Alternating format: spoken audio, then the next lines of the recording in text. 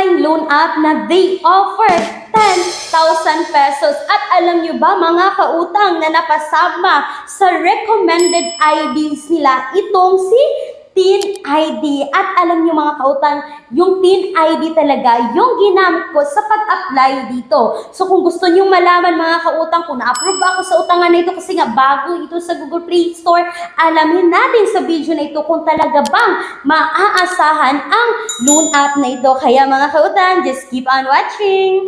Welcome back dito sa aking channel. So may bago na namang loan app na lumitaw sa Google Play Store. So they offer mga kautang no maximum amount is 10,000 pesos. So pag-uusapan natin ngayon si Credit Cash online loan app. So mga kautang, meron siya 4.7 star and 285 reviews nung po ako ay nag-install dito. Ang sabi sa kanilang platform is maximum of 10,000 pesos. So talagang sinubukan ko ang utangan na ito mga kautang. So sa video na itong ibabahagi ko sa inyo kung talaga bang na-approve ako or nag-a-approve ba ang loan app na ito. So as usual, kapag tayo ay mag-install, maglagay tayo ng ating active mobile number and then mga kautang yung basic information natin. Tapos sa basic information mga kautang, no, manghihingi na sila agad dito ng ating job type. So yung monthly income, yung pay period, yung province natin. And then mga kautang sa baba, kapag yung pipiliin nyo is employed, kailangan nyo po mag-upload dito ng work card or yung ID ng trabaho ninyo. Pero kapag self-employed, yung other mga kautang is wala na pong documents na kakailanganin. And then dito na tayo. So ang contact person mga kautang dito is 3 contact person. And then pagkatapos yan, yung mga valid ID na pwede dito ay SSS, passport, UMI, driver's license, at Teen ID.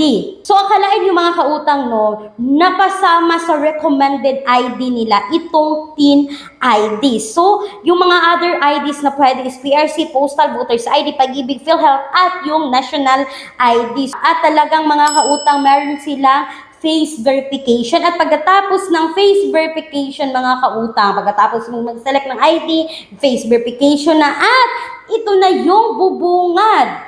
Urgent VIP reviewing. So, sabi dito, nire-review na yung application natin and then, after wala lang minuto mga kautang, ito na. Unfortunately, your loan has not been approved. Please apply again on April 18. We will prioritize your order. So, yun nga mga kautang, hindi ko ba nakita yung loan details dito is talagang na-reject na ako. So, itong utangan na ito mga kautang, no, is bago siya sa Google Play Store. Para sa akin, hindi siya recommended kasi nga na-auto-decline naman ako.